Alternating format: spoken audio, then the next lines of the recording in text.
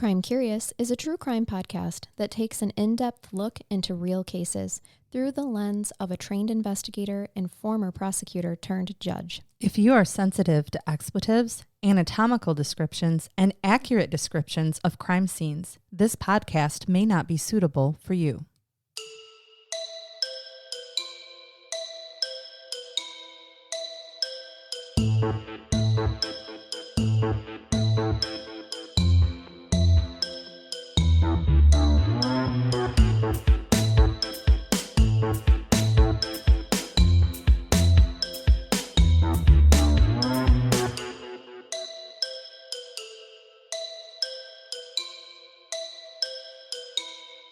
Welcome to Crime Curious. I'm Charnell. I'm Megan. Hello, Megan. Hello, Charnell.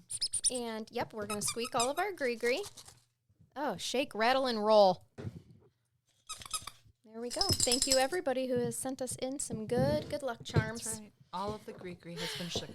Yep, it sure has. Are you ready for just a terrible story? Although, Please break my heart. it's a terrible story, as they all are. But this, in my opinion, is a bit of a survival story as well. Oh, is this a case where no one dies? No, I cannot say that. Okay, fair. Nope, can't say that, but we're going to get it. We'll get into it. This is the Stacey Lannert case. Let me tell you a little bit about Stacey. Stacey spent 18 years behind bars from the age of 18 when she was given a sentence in a Missouri court for life without the possibility of parole for murder. And this is her empowering story. How old was she? She was 18. Oh, you said 18. I did. But it's been a long day. You've been in court all day. Okay. So Right. I'm sure All you're the- rattling I all the am. things in your I mind of am. like, how could All of it started already. You know, Uh-huh. how is she out on a life sentence? And my first thought was she was under the age of 18. And, you know, juveniles, young offenders, it's, uncruel and unusual punishment to give death sentences or life sentences now without possibility of parole. Just Yeah. all of those things go through my brain. Do you know how hard it is to live here? But in your brain? Yeah, because in my brain. I'm welcome into it You often. are. I and, let you in. You know, sometimes I sit on the armchair of anxiety, you know, and other times. cortex. Yes. Other times it's quite nice in there. Get but off my brain stem, Charnel. I need that to move. sometimes it's interesting up there. But I did tell you this is a survival story too. So. Okay, let's go. All right, so Stacey was born May 28th, 1972 in St. Louis, Missouri. She's the daughter of Deb and Thomas Lannert. Her mother has since remarried, just so you know. In 2011, she published a memoir written with Kristen Kemp called Redemption, a story of sisterhood, survival, and finding freedom behind bars. And that was a major resource that I used for today's episode. I so have heard of that book. Have you? Yes. Okay. I'm all So ears. Stacey had a pretty typical childhood from birth to the age of 8 years old. Her mother didn't think that she could have children due to a childhood illness of her own. So, of course, she was elated when she got pregnant with Stacey and then being a real blessing. And then she actually ends up having another daughter. That happens sometimes. It does. It's almost like the body, You woke it up. yes, realizes, oh, this is how we do this. Yeah, We can do this Your again. uterus was like, bingo, bango. I know what to do now. Got it. You don't have to tell me I'm gonna twice. sup that egg and let it attach right to my wall. That's right. I'm sure it's exactly what it was thinking. If what only mine if a says. uterus could talk. I know. can hear it. I was so blessed with fertility that all my husband would have to do is wink at me, and I was freaking pregnant. Girl, So I get it. Yeah, which is absolutely a blessing. Don't but think anyway, an impure thought about me. I'll have your babies. I know. Just be careful out there, everybody. So then her younger sister, Stacey's younger sister, Christy, came along when Stacey was 2 years old, which of course is an even bigger unexpected blessing. I love that though, because they're just close enough together in age that they'll be most likely close. Oh yes, and they're typical siblings, right? Mom dressed them in matching outfits. They had the usual typical sibling spouts. Lived it. All See, that I'm stuff. only 17 months older than my sister, and there's only two of us. You had the lovely experience of being a sister and you had a brother, but you were so much younger Yeah. that it was like you were an only child also. Yes, it was very interesting. I Yeah. always say we had different parents. Yeah, you because did. mine were... They didn't care what you ate or where you went or when you came home. They were 10 years older from the point of, when my sister was whatever age I was at, right? So when I was 16, my parents are 10 years older than when my sister was 16. Yeah, they we are had different. more money. They were more patient. That's us with our youngest. Yes, it just was the reality of it. We did have different parents. I mean, they were good for all of us, but still just more mature, right? For me. Different doesn't mean better. No, not at all. But anyway, so with Stacey, when the two girls, Christy and Stacey, are growing up, Deb doted upon both of them as young children. Now, their father always had a good paying job. He was an actuary doing complicated mathematical equations of risk for insurance companies. So he's like a risk assessor with math. And this required him to study for a lot of exams to progress throughout his career. So he was working and studying a lot while Deb did the typical domestic responsibilities, not unusual for the 1970s and 80s, right? So these early years really are good. And this is the thing, though. It's the 70s and 80s. This case comes with generational trauma that we see repeat itself, which was common. Stacey's maternal grandfather, okay, so her mom's father, had actually sexually abused her mother and her mother's siblings, but this was not talked about until much later within the family. It doesn't matter. You just said it. It's generational trauma, and that stuff passes on even without talking about it. Right. And back in that day, let's just be honest. We didn't talk about it. At that time, if when a man saw something that he wanted, he took it. He had a right to it, in their opinion. And very often, it was her fault, the wife's fault, for not sexually gratifying the husband, causing him to seek comfort elsewhere, apparently even with young children. Also, that was sarcasm. God bless you. I am so Everyone. sorry. Merry Sneezemas. Okay.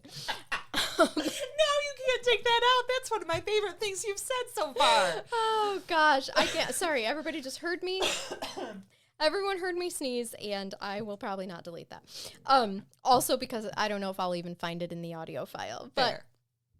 So here we are. Not only was that so, generationally commonplace, and you're right, they would not only say that it was the wife's fault for not pleasing the man, but then also somehow twistedly these young children were enticing the men. They're running around naked. They're sitting on my lap. That was so common of an excuse and justification back in the day. It's still a defense that perpetrators use. They're heard often in court even now today. Yep. Look at how she was dressed. You would think that would have gone away. It did not. It does not. No. Yeah. Because we've got nothing else. You've got nothing. I put some feelers out, and she grabbed a hold of them. Because it's really hard to say, I'm a slimy human being that has no self-control. Or I have pedophilic tendencies, and I'm attracted to children, babies. Yeah, that's hard to say. It is really hard to take accountability for. Yep. Anyway, so here's this way of life. The other thing, too, we've got a lot of frequent alcohol use and abuse by both maternal grandfather, and it was commonplace without the social, at that point in time, addiction and trauma, all of those things were in its infancy in terms of psychological help and whatnot, and still are hard topics for people to address within themselves to this day. Stacey's maternal grandfather was not only sexually abusive to her mother, but also very physically abusive as well. And I tell you this to set the understanding of where Stacey's mother's worldview is formed when she becomes a mother herself. It is important. Stacey describes that her mother taught her and her sister Christy that anything boys can do, girls can do better. And she recalled a time when playing with a childhood friend who was a boy. I think that's kind of cute. Right? Oh, yes. Like I don't think that's inappropriate. My mom didn't tell me anything a guys can do, girls can do better. She said anything a boy can do, a girl can do just as well and possibly different. Mm-hmm. And that's where I got where I am today. Thanks, Mom. Right. And maybe even a little bit more efficient. Anywho, so... With compassion. Yes, with compassion. And a prettier face. And no sexual abuse of other people at all, which is nice. Not without their consent. Yes. So she recalled a time when she was playing with a childhood friend that was a boy, And he had like hit or pushed her. And so she just stuck up for herself. She hit him back. The little boy cried and told on her, of course. She didn't get in trouble. Her mother was actually proud that she didn't let this boy get away with harming her. And they remained friends. And her mom remained friends with the little boy's mother as well. Healthy. That's good. Yeah, it's good parenting responses from both of them. Yep. Stacey also describes in her memoir how her father was playful and attentive when she and her sister were young. If he wasn't working or studying for an exam, an actuary exam, he would play with them. He made her feel loved and special. And so it was clear to Stacey, even at a young age, that her father loved her mother more than her mother loved her father. You know those dynamics? Have you ever met a couple like that, Megan? I have, where you can tell that one partner is just dotes upon the other one harder. Yes. And this isn't just, Stacey does describe, like, her parents did argue pretty frequently, but she just felt like her father cared and doted upon her mom more than she saw her mom reciprocate. And whether it's true or not, that's what she observed and how she internalized it. That was her worldview. No one can, no one can tell her that's wrong, what she felt or saw. For sure.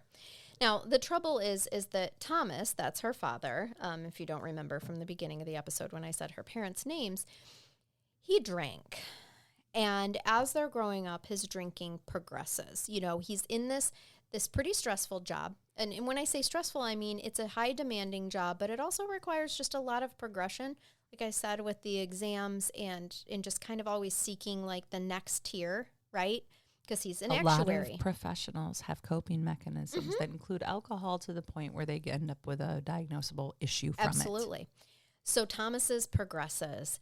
And now Deb, Stacey's mother, she didn't like the drinking because her own father was an alcoholic, and it was in those moments that he would sexually and physically abuse her. She's triggered. And her siblings, absolutely. And be violent not only with the kids, but with her own mother, so Stacey's grandmother, as well. So the smell of beer physically made Deb, Stacey's mom, sick. And rightfully so. That's a trauma response. I get it, and a huge tactile memory. I've heard this from many people, including family members. Yes.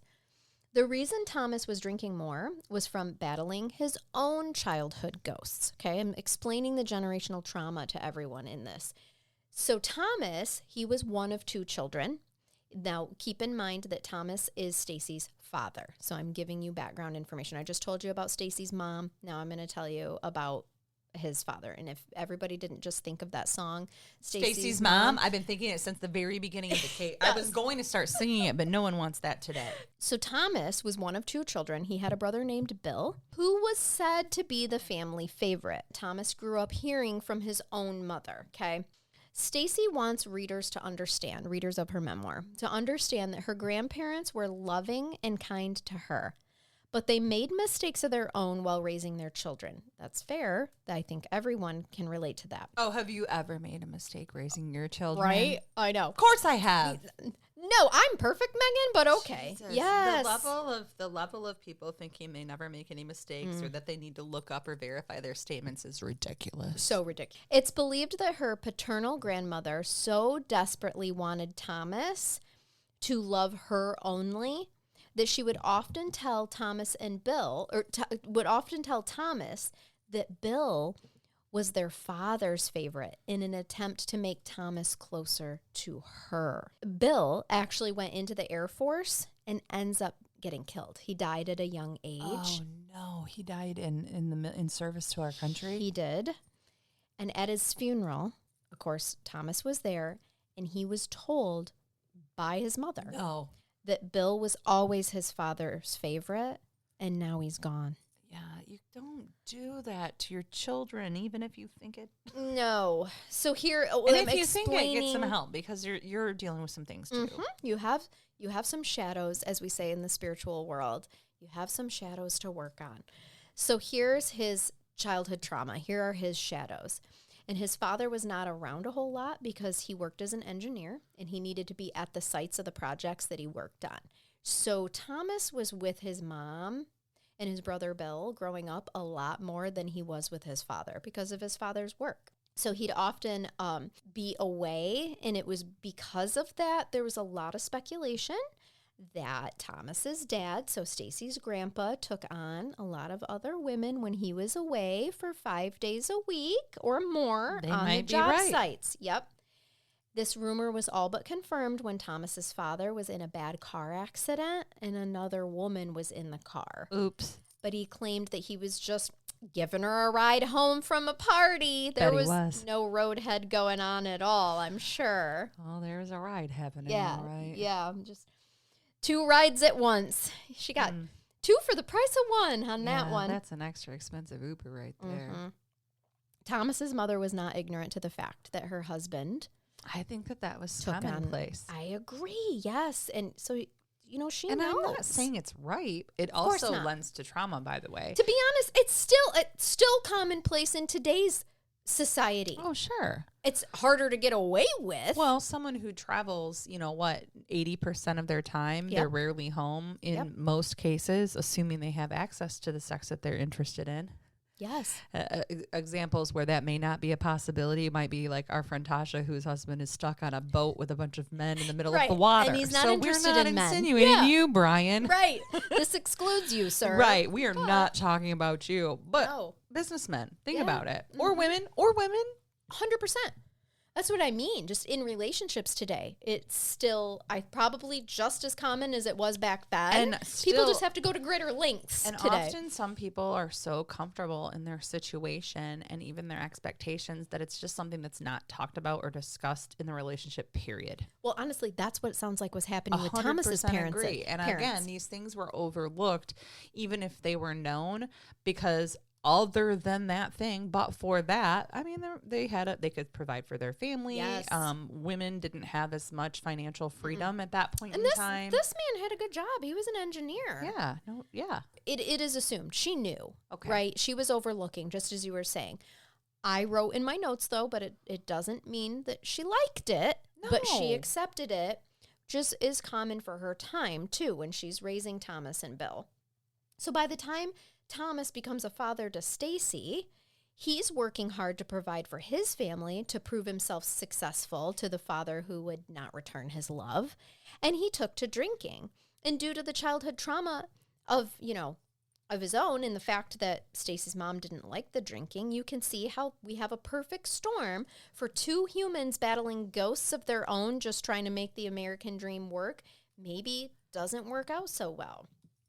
The couple lived in St. Louis suburb of Manchester before moving to a small rural Illinois town, okay? Which is not far. Illinois is just across the river. No, it's Alhambra. Yep. And so Stacey was in 3rd grade and had trouble adjusting to the small rural school.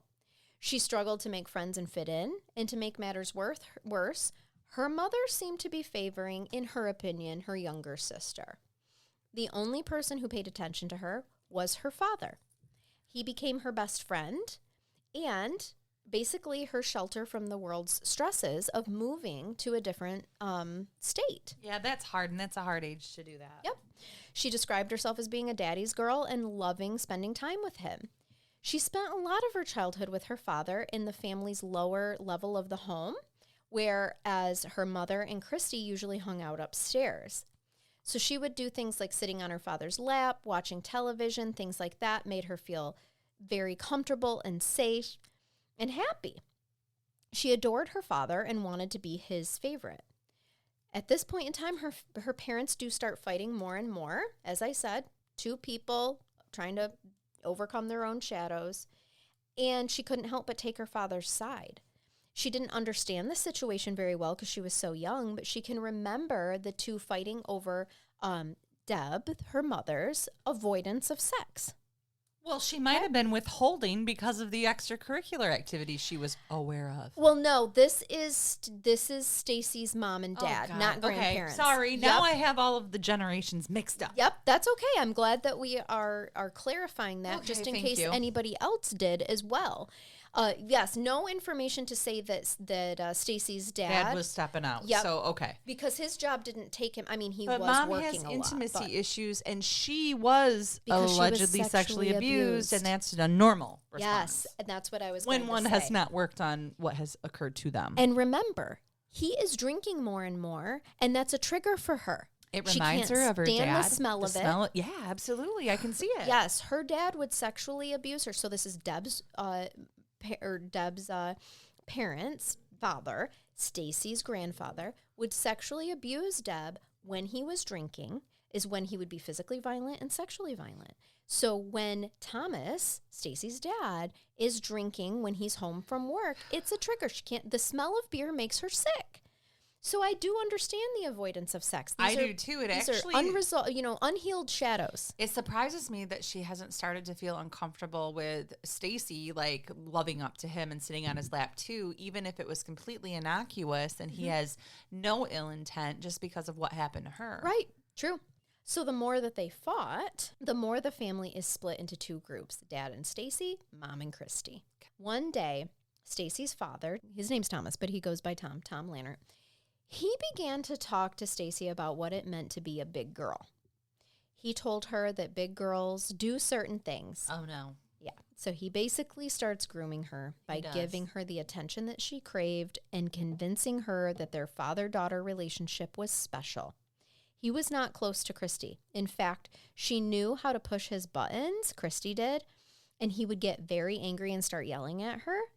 So Tom told Stacey to give him a kiss, and afterwards, he proceeded to play a game called Touching Tongues with her. Nope. So these are God damn it, Charnell. I know. I told you it's a survival story, didn't I? Yeah. Mm-hmm. So Tom told Stacey that this was their little secret because Mom would be jealous if she knew that they played the tongue-touching game. Mom would be devastated. Uh-huh. Not again. This started when Stacey was 8 years old. Okay. At the beginning, I said her childhood was pretty normal from birth to 8 years. Yes, this you did. is what starts it off. And apparently for some people who have pedophilic criminal intent, 8 was his age of maturity for that particular sexual group. Age group. It's funny that you say that because that's when he told her that this is what big girls do, and now she's a big girl. Okay. Mm-hmm. Feel free to grab the nearest container next to y'all and vomit. Well, I don't want to vomit. I want to hit him with something. Yeah. And I'm just waiting for you Mom tend to find out. towards anger then, yeah. Oh, absolutely. Violence is sometimes the answer. I didn't say that. Okay. We know. We absolutely know you did not mean also that. Sarcasm. It was. Pick up on it, everybody. So then, sorry for the graphicness here, guys.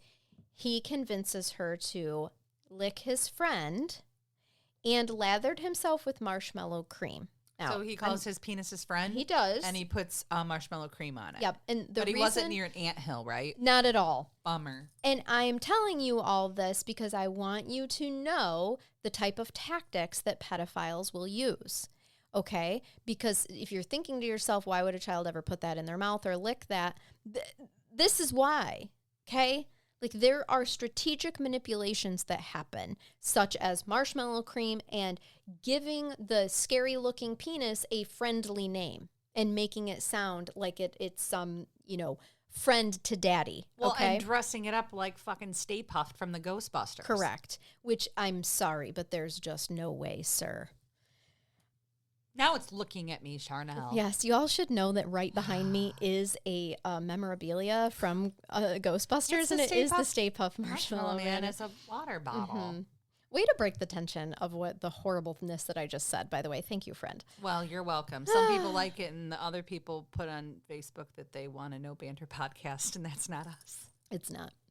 Dateline is for you. So the little girl is happy when her father's happy, right?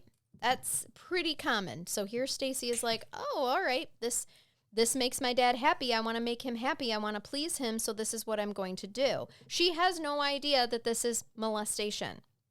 She saw this, and she writes about it in her memoir, that she was playing games with her dad. She did not know. Of course she didn't. She has no way of knowing that this is wrong. No, she doesn't. And you guys, sexual abuse isn't always scary, and it doesn't always hurt. Correct. And so she's getting extra attention. Dad loves her the most. He's telling her how much he loves her. They're playing games that are very special, and he's created a a confidential relationship where she can't tell mom because mom will be jealous. And she likes having that secret because she's not getting the same attention from mom, right? Nope. Mom is with Christy all the time.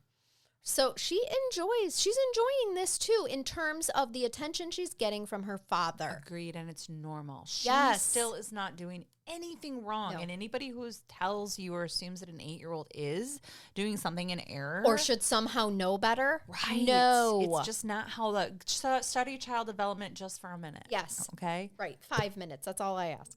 Sorry, I just hit the microphone. You did. You accident. Punched it right I did. smack, just like Tyson. Bite its ear off.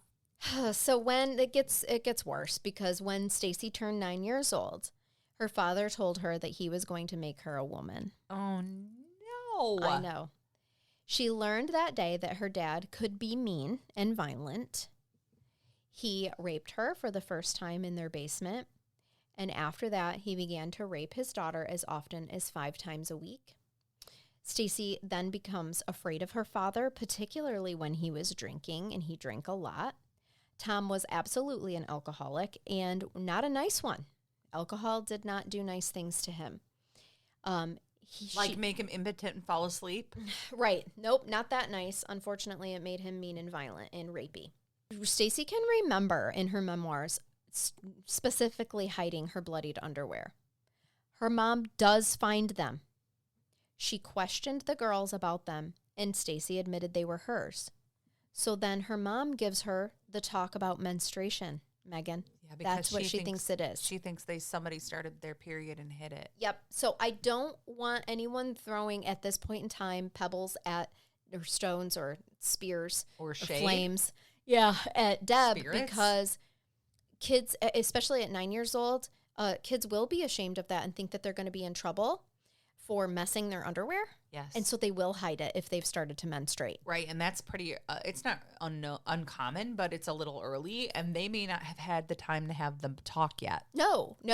And for this age, in the early 80s, it would have been much earlier than it is. 9 years old, unfortunately, now is not as uncommon as it was back then. Yeah. But I can see why Stacey's mom why Deb was like, wait, someone started their Which one of you's underwear is this? Right. She probably wasn't even mad. She's whose panties are these? She just talked to them about menstruation and to not be ashamed of it and things like that. Yeah. At this point, I am not getting a knew or should have known vibe from her. And I'm using those specific words because that's what we use when we find out that a parent who is the non-offending party has failed to protect. Yes. Yep.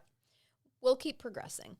So Tom and Deb are fighting a lot. They actually even separated a few times, Megan. The more that they fought, of course, the more attention that Tom paid to Stacey. Okay, I think there's a couple of different psychoses going on here. Besides his general pedophilia, I think there is also some revenge that he's doing against Deb on their own child.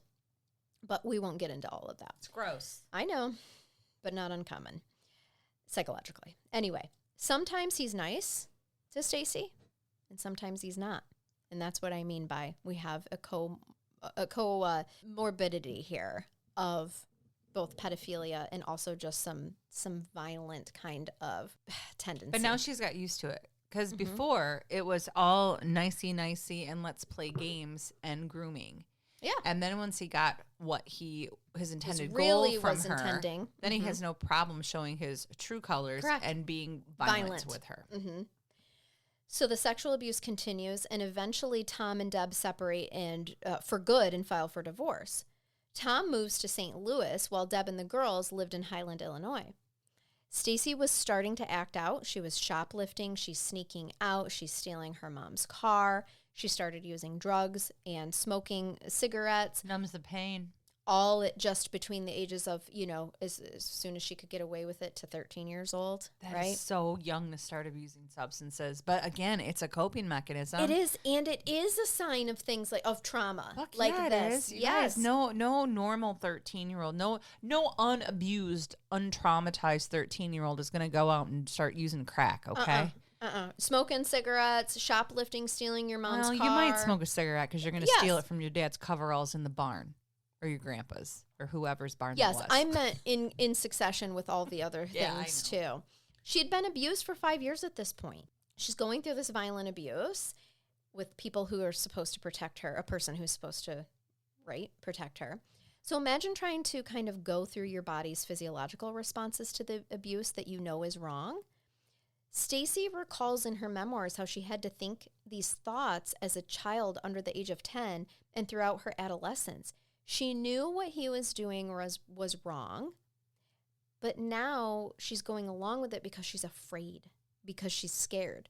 You know, there becomes a turning point, and it was at the violent rapes that she realized this isn't nice anymore. We're not playing games. This isn't good. And he shouldn't be doing this, right? But she's scared. He's hurting me. Yes. He's making me feel uncomfortable. And she tried harder to please him to stop the violence. She thought, of course, in a child's mind, that's rational, right? If I'm just a really good girl, then he won't punish me, because she's thinking of the violence as punishment. God, is she thinking of the sexual assaults as punishment? Yes.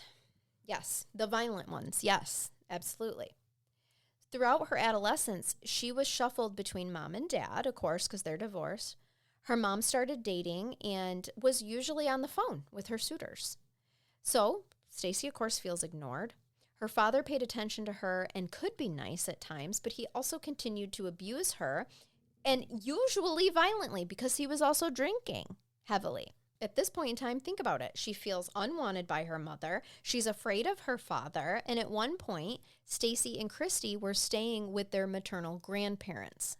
Her grandfather, so this is her mom's parents, remember, her grandfather ends up putting his hands up her freaking shirt. Her grandmother ignores her. So now we have her being abused by multiple men in her family. You want to talk about some generational bullshit.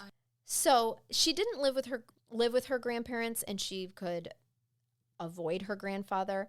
It all eventually does come out that this man had sexually abused her mother, not only her by putting, his hands up her shirt, but her mother and siblings as well. So it does eventually come out, but here we are with this. She stayed a lot with her maternal grandparents, but she didn't live with them full time. She was shuffled, okay, from house to house. So she was not raped, at least that was stated, by her grandfather or anything like that. But here she was still molested. She was still sexually assaulted. Absolutely. I mean, still just as bad, okay? Like, yeah, this is still not okay. An incest or a sexual assault is equally awful and traumatizing.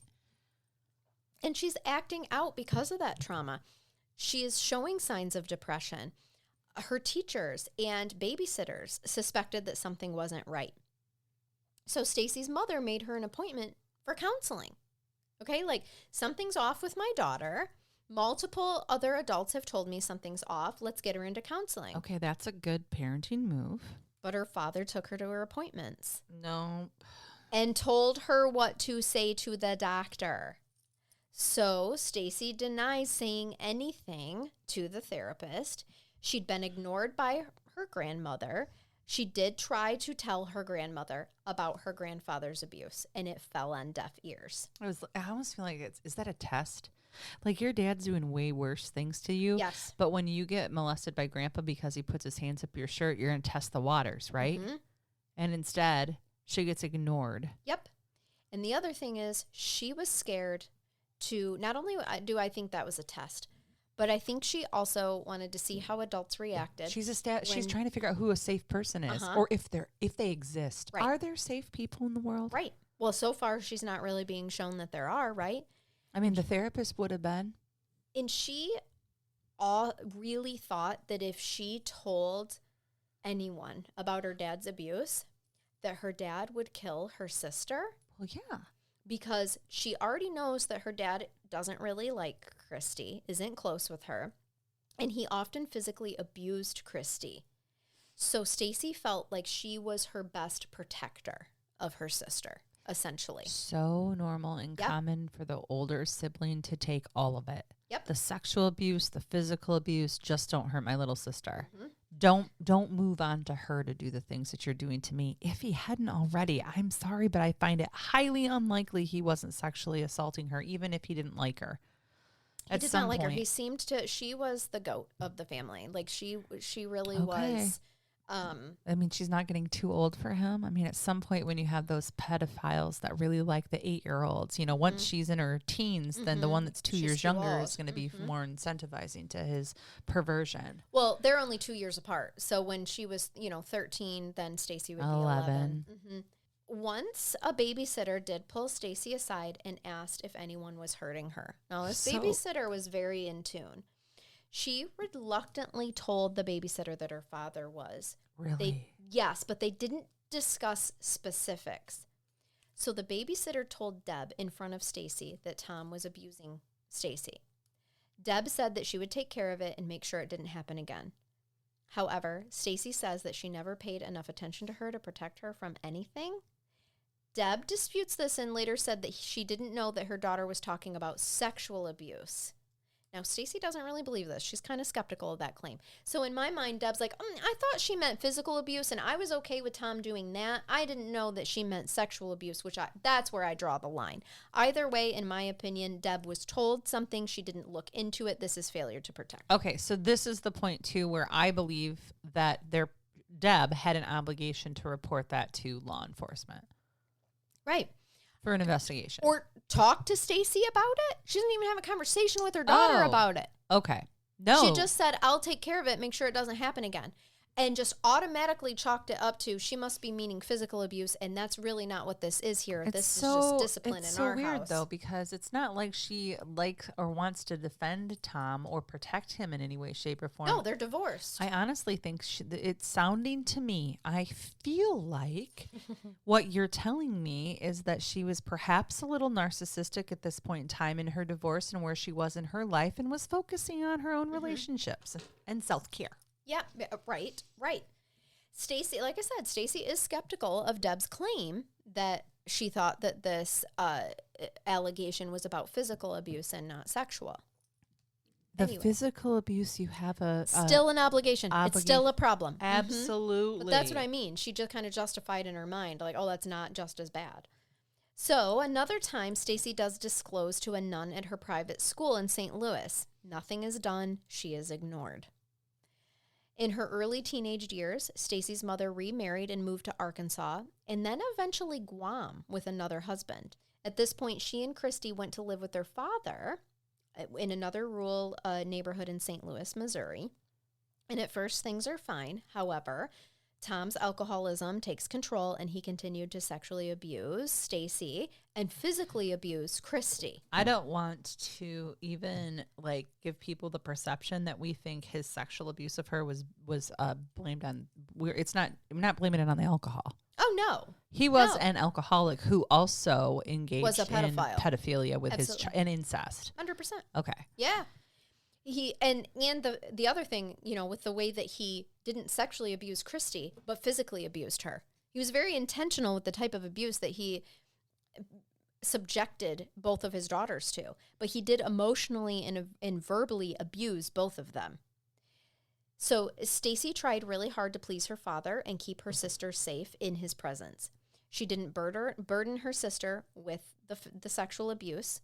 She was protective and nurturing.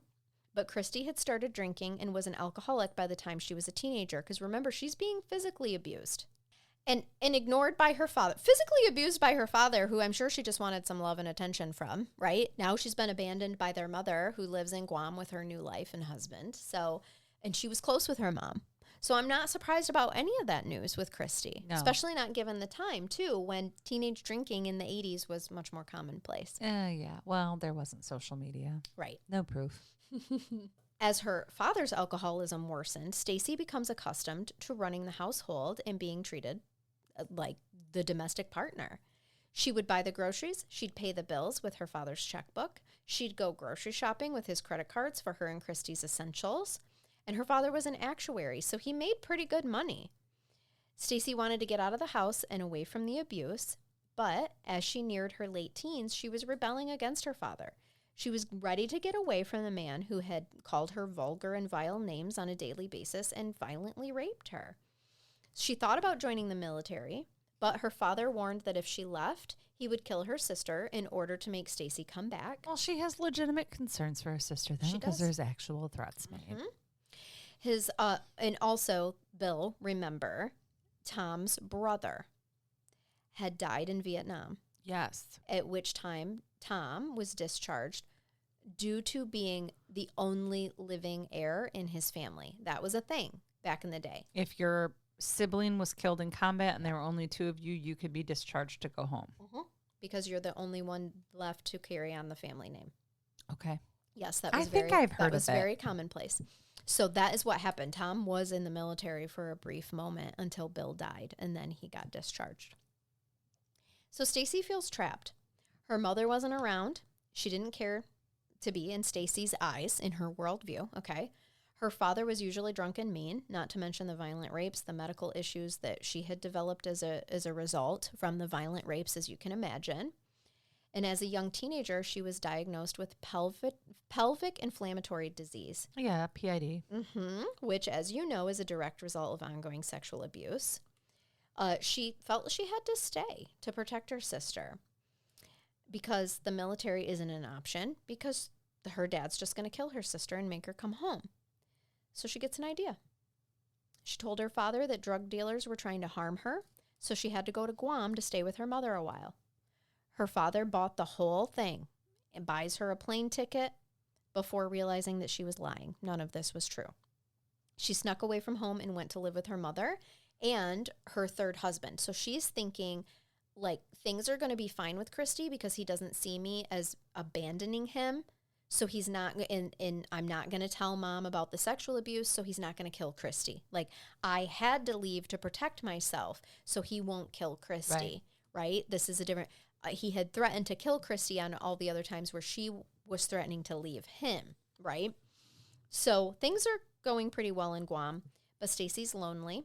She was away from the abuse, but her mother and her stepfather, in her opinion, didn't pay a lot of attention to her. At this point in time, she's 17. She dropped out of high school despite having good grades. She took her GED test. She passed it, actually without any preparation. Like, she just passed it on the first try. Yep, smart. Those are really hard to pass, by the way. Yeah. So she's not an unintelligent woman. Her father called her at times, telling her that she needed to come home.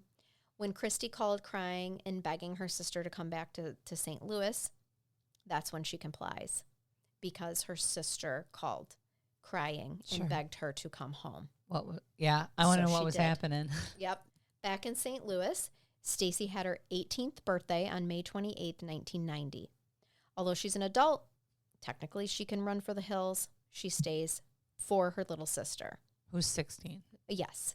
At this point, her paternal grandmother, whom she was very close with, had died. So this is Tom's mother, had died. And her father actually then gets worse because his mom died. He is on this continuing, like, downhill spiral. He's drunk. He always slept on the couch.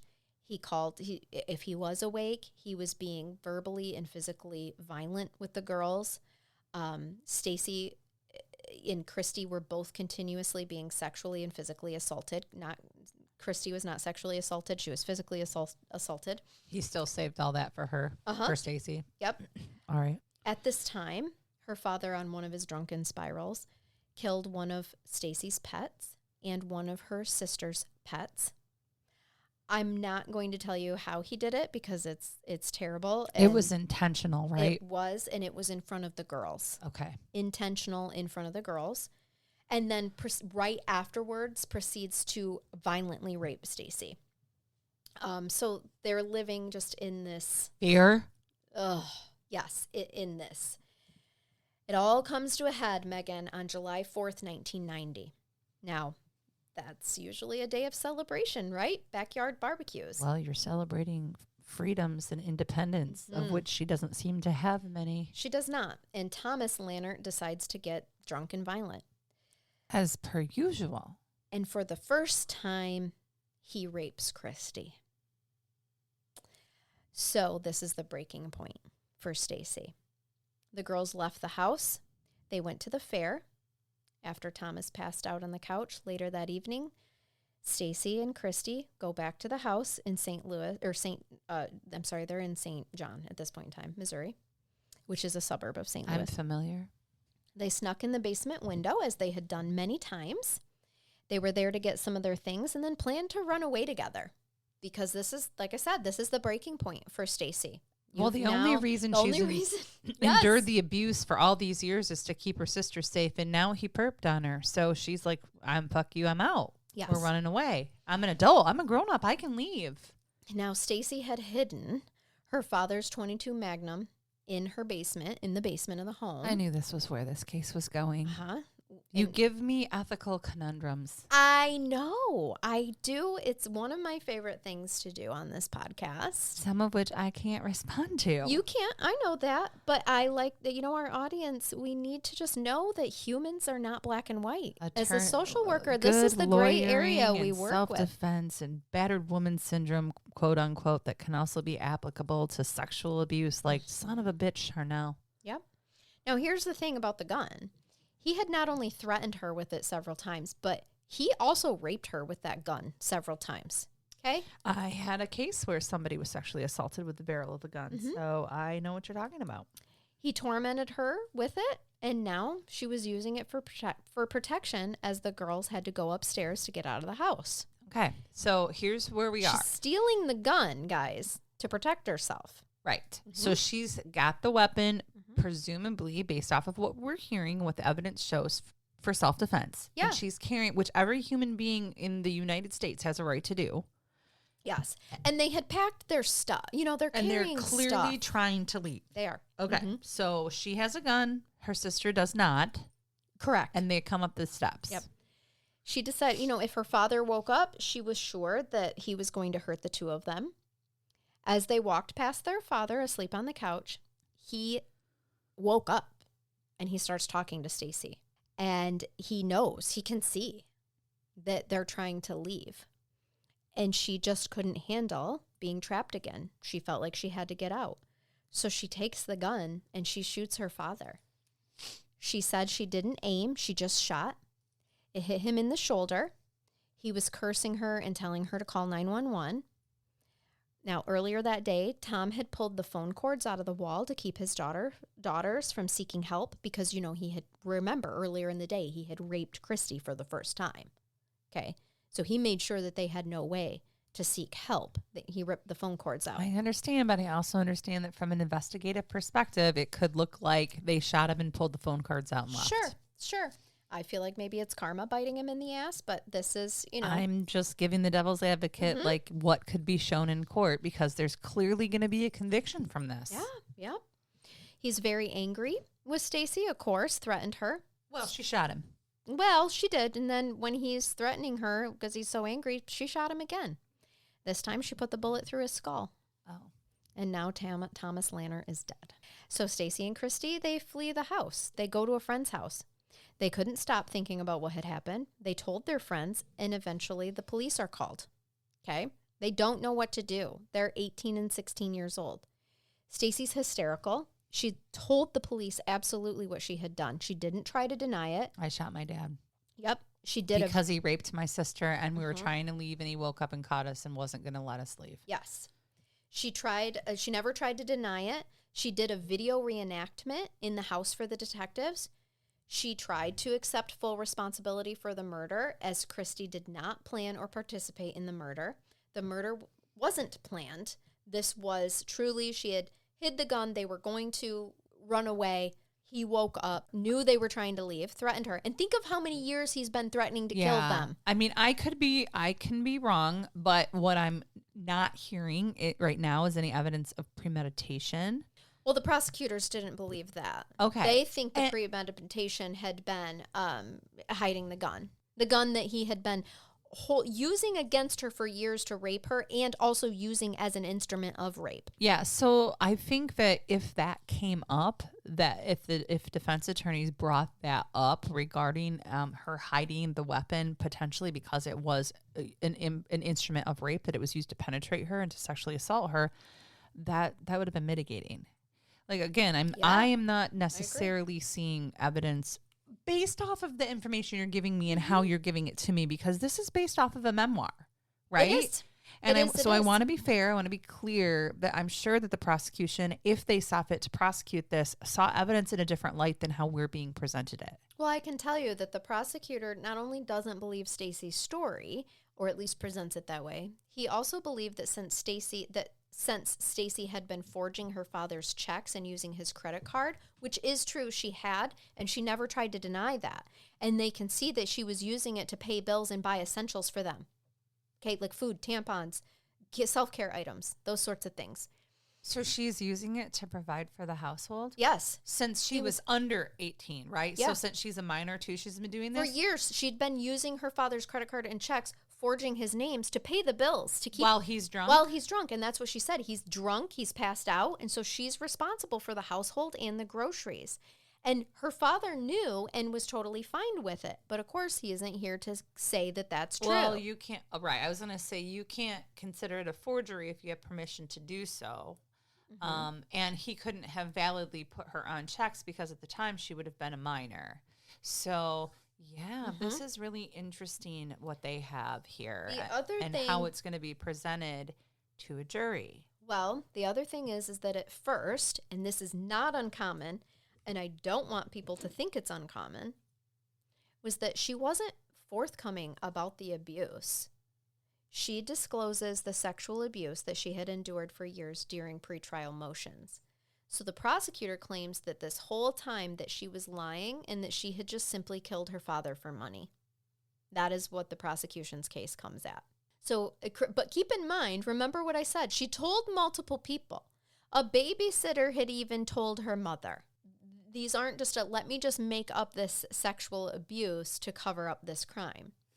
Yeah, I knew that that's what they were going to say. If this has really been happening for all of these years, they're going to say it's convenient that it was just they just came up with it as a way to come up with a defense, right? I'm not surprised. Right. So Christy was given a deal and a lesser charge. She served 2 of the 5 years of the sentence that she was given in a Missouri prison. She was 18 at the time that she was let out because, she only served 2 years and was free to live her life. After years of abuse, however, Christy struggled with alcohol and drug abuse. She had a series of boyfriends and worked at Hooters, which is not a bad place to work, I'm sure. I mean, I don't know. I've never worked there, but that doesn't mean anything. Well, I don't work in the food industry in general because I'd get fired. Yes, so. Me too. Especially if I worked at Hooters. Eventually, though, she does stop partying. She settled down. She got married and had a daughter, who's obviously Stacey's niece. And Stacey watched all of this from prison. She didn't go to trial until 1992, after spending 2.5 years in jail awaiting trial. A friend testified that Stacey had tried to pay him to kill her father. She denies this, but states that she had said on more than one occasion that she wishes her father was dead. She was honest about that. She said this friend offered to arrange it, but she said no.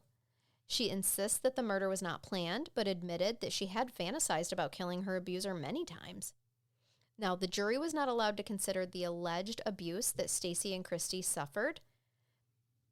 Let me say that again. The jury was not allowed to consider the alleged abuse that Stacey and Christy suffered.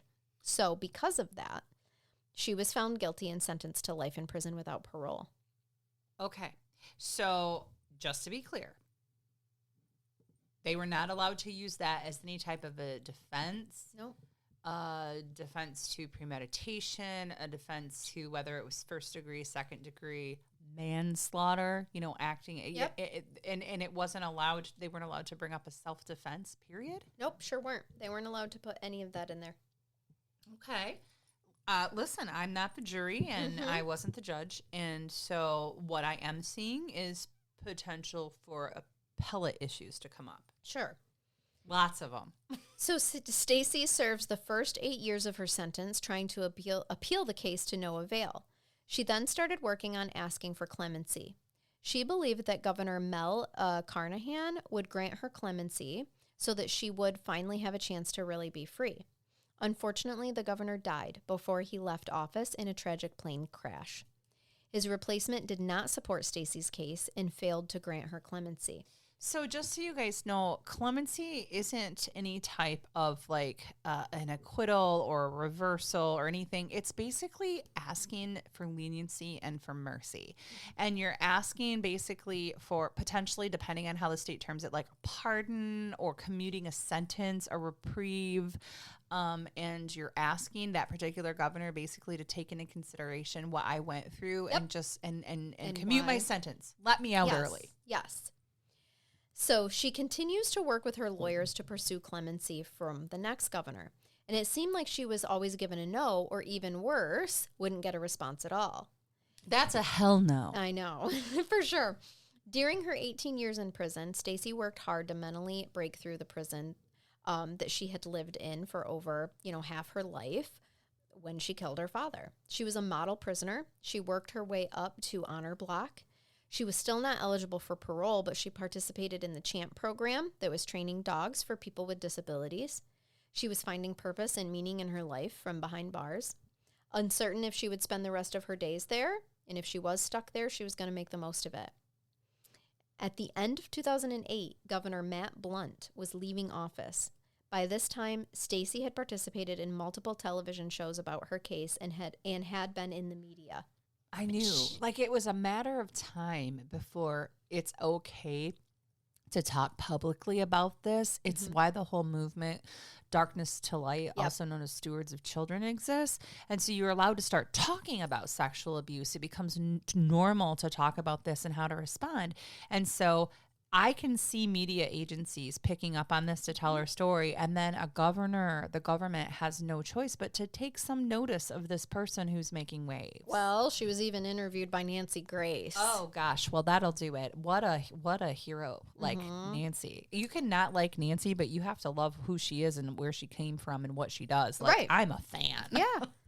And at this point, there's petitions to set her free. Yeah. Petitions that say she killed her abuser to protect herself. And it's 2008. We know more now, right? Than more 1990. is acceptable to be talked about publicly now. The media attention was to assist in getting her clemency request in front of the governor. The holidays came and went in Missouri, and Governor Blunt did not respond to Stacey's petition. Then, in January 2009, she learned that not only was Governor Blunt granting her clemency, but he was reducing her and another woman's sentence. They had both killed their abuser, and Matt Blunt wanted them to serve only 20 years in prison with the possibility of parole. At this point in time, she had served 19 years and was eligible for immediate release. So she was going to go home after spending more than half her life in prison. Once free, Stacey worked hard to repair her relationship with her mother and stepfather. She learned to use a cell phone and an automatic sink. Yeah, can you imagine? Yep. She dated. She fell in love. She knew her life had purpose. She went to college. She earned a degree in psychology. She was low risk to offend again because her only danger to any type of society was against the person who was perpetrating against her. Yep. This is literally what we use to determine potential for recidivism, you guys. Yes. She now works in the public defender's office trying to help victims of abuse who committed crimes against their abusers. Of course she does. And she found healingsisters.org, which is a nonprofit dedicated to helping children and women who have suffered abuse. What a great story. I know. I like to bring you good cases. And I told you it was a survivor case. And again, let me be clear, because maybe this is confusing to some people. No one deserves to die, even if you think they deserve to die. Correct. Okay? That's not our call to make. It was no one's decision to make that she killed him. No. The reasons for her killing him, however, may potentially have some legal justification in these situations. And she still accepted punishment for her crime and did time. A significant amount of time, by the way. Yeah, 20 years, 2 decades. Significant amount of time, as I indicated. So there wasn't a reversal. Nobody said the judge, the jury, no one said they got it wrong. No. There was just a change in our reaction to how we deal with these situations, and we have more knowledge now. Like you said, she has served her time in her risk of recidivism, right? It's low. It's very low. To 0. And in these cases, it is so low. And what I'm going to say is don't abuse Stacey. Right. Because that really seems to be the only people that are at any sort of risk. But apparently that reaction takes 10 years. 20. No, 10 in terms of, I'm talking about how long she suffered it. 18. Yes, 8 to 18. Yeah, she was that's sexually true. abused for 10 years. And you know, the turning point for this, if we believe what Stacey's stating, right, is that the person she's been enduring the abuse for all these years finally was perped on as well. Yes. Yeah. And that was it. That was the turning point. And honestly, that makes complete sense. And I got to be clear here. When people are guilty of a crime, and I've seen this time and time again in my work, they never come up with excuses that make any sense. So for Stacey to say, my turning point was that he abused the one person that I was staying around, that I was tolerating this for to protect, it's out the window now. He's crossed that line, right? Well, and she had a reaction, right? And the reaction was to leave and to take the gun for protection. And then he woke up and he threatened her. Okay. What I'm saying is that all tracks. Psychologically, that all completely tracks. Most of the time, at 99.9% of the time, the excuses that are given don't track. They don't, and they change. She did many reenactments. None of it ever changed. Her experience was her experience. You know, we don't see that, like, when it's not real and didn't happen, it changes. Nuances change, right?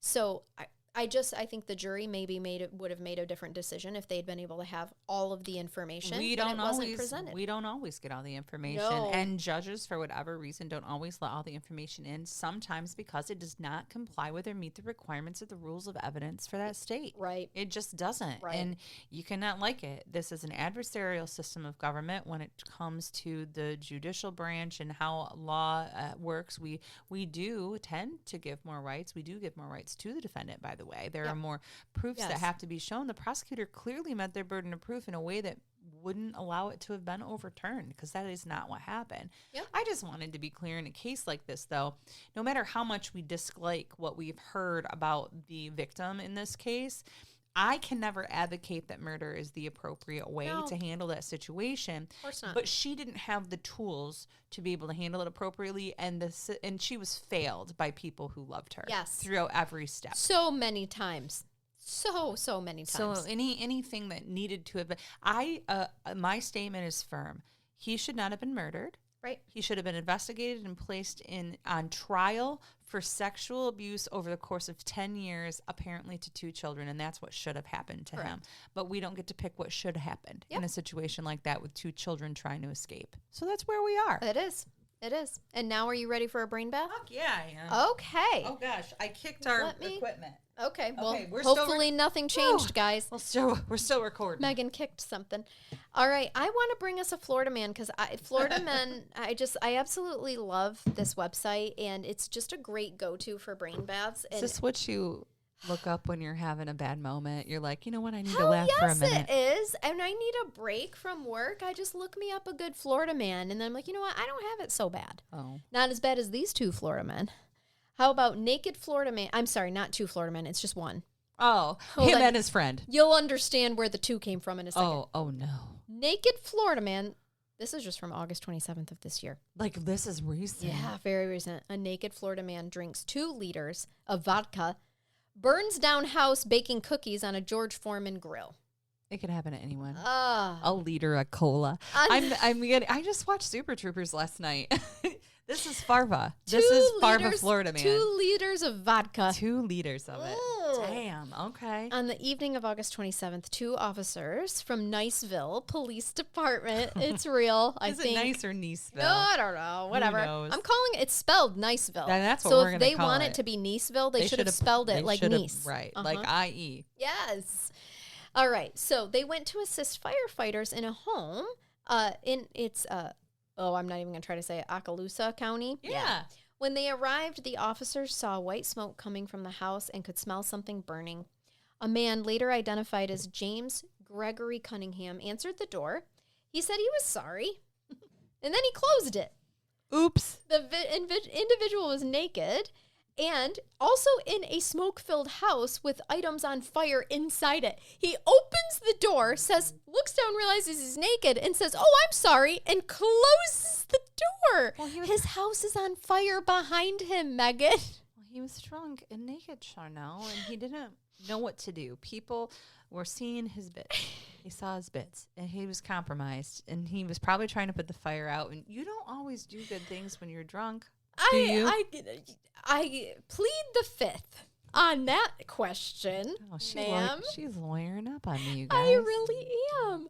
But also, I can just picture it perfectly where he's like, oh, I'm sorry, I'm indecent, and closes the door. I would totally do that.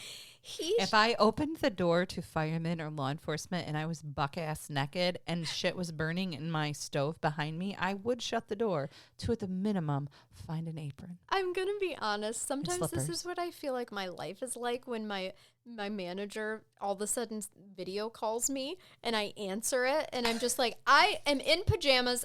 I don't have a bra on, and everything is exploding in my region that I'm supposed to be in charge of. But you go ahead. What do you need? Exactly.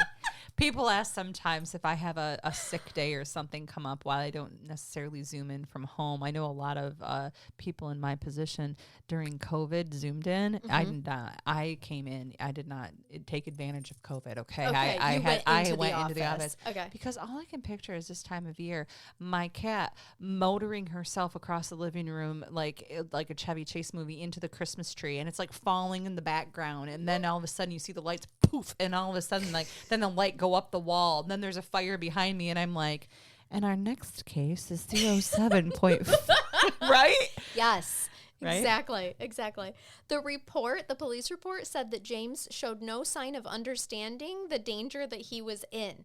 Of course not, because he's 2 liters deep into vodka. He's not living in the same reality. You look like a gnome to him, sir. 2 glasses of a Tito's and tonic. I might make bad decisions. Not to worry. He comes back and opens the door, though, after he had put on some pants. I just get it. Like, I get it. With the Florida man, I would be his attorney. Like, he had to put pants on before he was going to let you in to observe the carnage. To put the house fire out and save his life. He must be in pants first. No, officers, just drag me out if I'm naked, okay? Because I'm likely to shut the door and go get my favorite PJs And there's an emergency exception to the search warrant requirement. They're not looking to search anything. It was an emergency. Megan, they could literally see shit on fire behind him. Just don't let him shut the door, you guys. Grab a hold of him. And how about you open the door back up? Like, sir. No, I don't think you understand. Yeah. Everything's on fire. Come with me. We'll get you some pants. Yeah, just put your hand down like this. Don't worry. We all know you don't need to. Just one will do it. One will do. But if you feel like you need to, you go ahead and put both out there. We'll guide you. Whatever makes you feel better. It's fine. Yeah. I love it. I know. I like that one too. It bathed me. I'm in a much better mood now. It was not a dirty brain bath that I give you sometimes. It was, it was 2 liters of vodka deep, but it was pretty good. And a naked man. Yeah. And to you, that's not even dirty. That's a calm, well-rounded family type of brain bath. Someone living their life. It's okay. It really is. Yes. I want to know why he feels like he needs to drink 2 liters of vodka a day, but that's a different issue. I don't think anyone feels like they need to do it. I think sometimes it happens. Just does. And it's an accident. In his credit, he was trying to cook himself dinner on the George Foreman. It was a Bob Ross moment. They can be tricky. Happy little accidents. happy little accidents. Happy little accidents. Oh, gosh. As we're rounding out December of 2024, I just want you to know that that's what we're leaving you with, right? I think Happy Little Accident is my 3rd child's middle name. So, nice. Hold on. Mine, too. Yeah. As that 3rd one will get you. Mine too. Yeah, that was him. Cheers to happy little accidents, everybody. That's right. And we hope that you keep it curious. And keep listening. Until next time. Bye-bye.